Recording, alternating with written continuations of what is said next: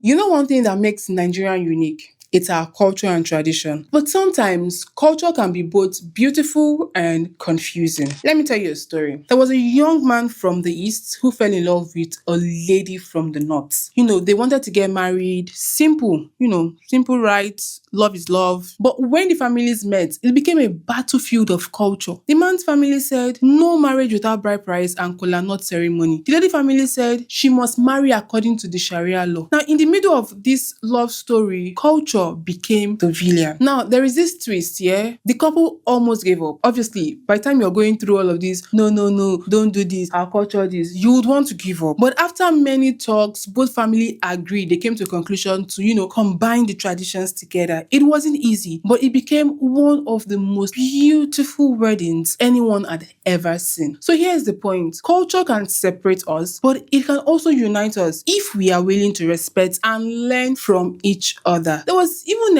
a time where a friend of mine reached out to me and was telling me, she fell in love with an Igbo guy. She's also Igbo. Yeah, she's also Igbo. But turns out that the guy came to her and told her that this relationship will not work because my dad doesn't want it to work. And what's the problem? She's saying that the dad said that where she's from in Igbo land is not where they want their son to be married to. And in my head, I was like, I thought this craze for don't marry here is amongst, let's say, Igbo Yoruba Hausa, interstates or intertribe kind of thing. I didn't even know that even in Igbo, yeah, they still have this whole thing. So to tell you that this thing keeps happening everywhere, every time, every day. See, Nigerians and tradition can be dramatic. Imagine going to a village meeting and they say, before you talk, you must drink palm wine. And you're standing there thinking, but I'm lactose tolerant in alcohol.